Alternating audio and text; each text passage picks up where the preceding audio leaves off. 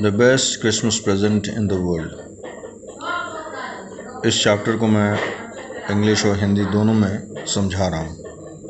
ये समरी लिखा हुआ, ओवरव्यू मतलब summary. The best Christmas present in the world is a story written by Michael Morpurgo. The best Christmas present पूरी दुनिया में, ये एक कहानी in the world is a story, is एक कहानी है जिसको लिखा गया है माइकल मॉरपुर्गो के द्वारा। इन दिस स्टोरी, इस कहानी में the author bought a role top table from junk shop. तो ऑथर जो है वो एक तख्त वाला मेज़ खरीदते हैं एक कबाड़ी के दुकान से। जंक शॉप मतलब जहाँ कबाड़ बिकता है, यहाँ पुराना सामान बिकता है। It was in worse condition, और ये बहुत ही दयनीय स्थिति में थी। He started to work on it, उन्होंने इस पर मेहनत करना शुरू किया। ऑन क्रिसमस ईव, क्रिसमस के एक दिन पहले। Finally he was able to open the drawer and found a secret place. बड़ी मुश्किल से उन्होंने इस तख्त को खोल पाया, एक ड्रॉर को खोल पाया, और वहाँ से एक सीक्रेट प्लेस उनको मिला। That's not the end, secrets are yet to be revealed. और ये अंत नहीं है, अभी और भी सीक्रेट्स हैं जो आगे दिखेगा या आगे मिलेगा। There he found a tin box with a message written on it. उसके बाद उनको एक टिन बॉक्स मिला जिस पे एक मैसेज लिखा हुआ था।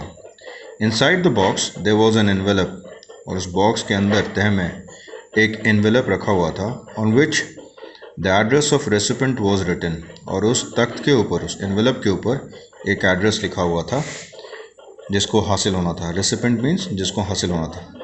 आउट ऑफ क्यूरियोसिटी, जिज्ञासा से, the author read the letter and found it was written by Jim McPherson. ये जो लेटर है, जिज्ञासा से लेटर ने उसको पढ़ा, ऑथर ने उस लेटर को पढ़ा और पाया कि ये जो लेटर है वो जिम मैकपियर्सन द्वारा लिखा गया था। और जिम मैकपियर्सन जो थे वो इंग्लिश आर्मी में थे, और उन्होंने इस पत्र को अपनी वाइफ कॉनी के लिए लिखा था। On the next day after Christmas इन 1914, और उन्होंने लिखा था क्रिसमस के अगली सुबह, मतलब क्रिसमस के बाद वाले दिन 1914 में। This simple letter was a promise to the wife by the husband to come home by next Christmas. और ये जो चिट्ठी था, ये एक वादा था, इसमें एक कसम था एक पति के द्वारा अपनी पत्नी को कि वो अगले क्रिसमस के टाइम में उनसे मिलने आ जाएंगे। Along with that emotional message, इस भावनात्मक मैसेज के साथ, संदेश के साथ, he described how desperate English and German army wanted peace. उन्होंने, जिम मैकपियर्सन ने अपने लेटर में बहुत भावना के साथ ये भी दर्शाया था कि इंग्लिश और जर्मन आर्मी जो है वो शांति चाहते हैं। In the letter he described that someone showed a white flag. उन्होंने अपने पत्र में लिखा था कि किसी जर्मन ने एक सफ़ेद झंडा दिखाया from the German army to the amazement of English army. और इसको देख के सारे अंग्रेज जो हैं वो भौचक्के हो गए, आश्चर्यचकित हो गए। It was not a trick, और ये कोई ट्रिक नहीं था। Then both sides exchange Christmas wish, और उसके बाद दोनों ही तरफ के लोग जो हैं उन्होंने क्रिसमस विश एक्सचेंज किया। There were no gunshots, rather there were warm hugs. कोई गोली वोली नहीं चली, बल्कि एक दूसरे को उन्होंने गला लगाया, हाथ मिलाई। German wine and canned meat, McPherson met a German officer, handshake. और उसके बाद इन लोगों ने जर्मन वाइन पिया, और कैंड मीट, बंद किया हुआ मीट, मतलब जो बेक किया हुआ मीट होता है वो। मैकपियर्सन met a German officer and both were more interested in football than war. मैकपियर्सन मिले एक जर्मन ऑफिसर के साथ, वो भी वॉर से ज़्यादा फुटबॉल में इंटरेस्ट दिखा रहे थे। After this enjoyment both armies went to the camps with the hope that the war will end soon. इसके बाद ये दोनों आर्मी जो हैं अपने अपने कैंप को चले गए इस उम्मीद में ये लड़ाई जल्दी ख़त्म हो जाएगी, and they can go back home to the homes, और वो वापस घर जा पाएंगे। The author felt guilty. अब जो ऑथर हैं, यानी जो लेखक हैं, उनको निराशा होती है, उनको लगता है कि उन्होंने एक तरह का गलती कर दिया है। About reading someone else letter, उनको पश्चाताप होता है इस बात को लेके कि उन्होंने किसी और का चिट्ठी पढ़ लिया। He went to the address, और वो जाते हैं उस एड्रेस पे। There he found that the house was burned while 100 old Connie was inside.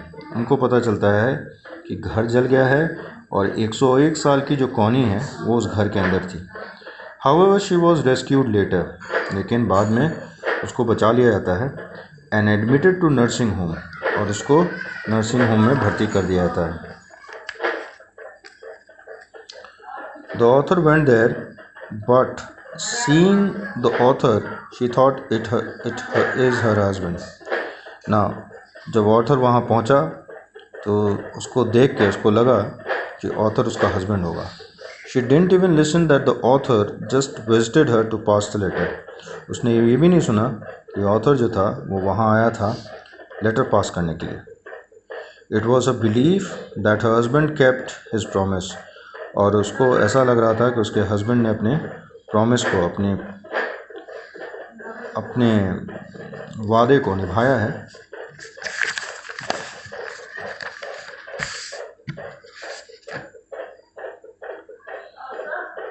He is back, और उसको ऐसा लगता है कि उनका जो पति है, मिसेस कॉनी को ऐसा लगता है कि उनका पति जो वापस आ गया। It is definitely the best Christmas present for her, और ये वाकई उनके लिए एक बेस्ट क्रिसमस प्रेजेंट था।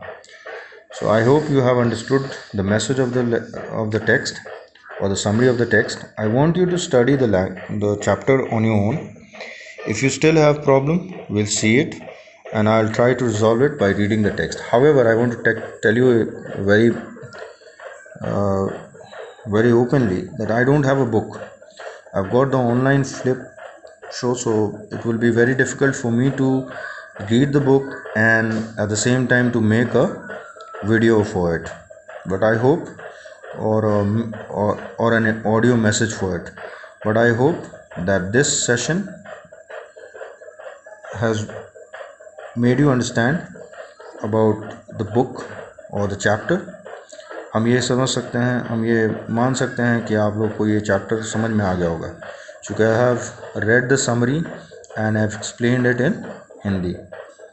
और आप बुक पढ़िए, फिर भी अगर आपको दिक्कत आएगा तो I am right here, you just text me and I will try to read the book, but I will not break the flow because we have to move on to our next chapters as well. So please read it, remember the vocabulary, write your vocabulary. If you don't understand, write it down and then memorize the vocabulary. Okay, thank you for your valuable time, and have a great evening. Bye.